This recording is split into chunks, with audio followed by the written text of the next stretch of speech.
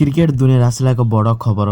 ବର୍ତ୍ତମାନ ଆଇପିଏଲ ତଥା Indian premier league 2024ର 17ତମ ସଂସ୍କରଣ ଭାରତୀୟ ମାଟିରେ ଖେଳା ଯାଉଥିବା ବେଳେ ଗତକାଲି ଏହି ଟୁର୍ଣ୍ଣାମେଣ୍ଟର 46ତମ ମ୍ୟାଚଟି ଆଇପିଏଲ ଇତିହାସର ସବୁଠାରୁ ସଫଳତମ ଟିମ୍ ଚେନ୍ନାଇ ସୁପର କିଙ୍ଗସ ଓ ସନରାଇଜର୍ସ ହାଇଦ୍ରାବାଦ ମଧ୍ୟରେ ଏକ ରୋମାଞ୍ଚକ ମ୍ୟାଚ ଖେଳା ଯାଇଥିଲା। ଚେନ୍ନାଇ ସୁପର କିଙ୍ଗସ ସନରାଇଜର୍ସ ହାଇଦ୍ରାବାଦକୁ 78 ରନରେ ହରାଇ ଚଳିତ ଆଇପିଏଲ ସିଜନର ପଞ୍ଚମ ମ୍ୟାଚ ଜିତିବା ସହ ପ୍ରବେଶ କରିବାକୁ ନିଜକୁ ଜୀବିତ କରିଥିଲା। ଏହି ମ୍ୟାଚରେ ଚେନ୍ନାଇ ସୁପର କିଙ୍ଗସ ଦଳର ବ୍ୟାଟ୍ସମ୍ୟାନ ମାନେ ଛକା ଚୌକାର ବର୍ଷା କରି ଚେନ୍ନାଇକୁ ମ୍ୟାଚ ଜିତିବା ପରେ କ୍ରିକେଟ ଇତିହାସରେ ଅନେକ ବିଶ୍ୱ ରେକର୍ଡ ସ୍ଥାପନ କରିବା ସହ ତାକୁ ନେଇ ଚେନ୍ନାଇ ସୁପର କିଙ୍ଗସ ଦଳର ପୂର୍ବତନ ଅଧିନାୟକ MS ଧୋନି ବଡ ବୟାନ ଦେଇଛନ୍ତି। ସୂଚନା ଅନୁଯାୟୀ ଚେନ୍ନାଇ ସୁପର କିଙ୍ଗସ ପ୍ରଥମ ଇନିଂସରେ ବ୍ୟାଟିଂ କରି ଅଧିନାୟକ ଋତୁରାଜ ଗାଇକ୍ୱାଡଙ୍କ 58 ରନ୍ ଓ ଡାରେଲ ମିଚେଲଙ୍କ 52 ରନର ଫଳରେ ସୀମିତ 20 ଓଭରରେ 213 ରନ୍ ମାରିଛନ୍ତି। ଏହାପରେ ସନରାଇଜର୍ସ ହାଇଦ୍ରାବାଦ 213 ରନକୁ ପିଛା କରିବାକୁ ମଇଦାନକୁ ଘୁରିଥିବା ବେଳେ ହାଇଦ୍ରାବାଦ ଦଳର କୌଣସି ବ୍ୟାଟ୍ସମ୍ୟାନ ମଧ୍ୟ ବଡ ସ୍କୋର କରିବାକୁ ସକ୍ଷମ ନଥିଲେ ଏବଂ ଅନ୍ୟପଟରୁ ଚେନ୍ନାଇ ସୁପର କିଙ୍ଗସ ଦଳର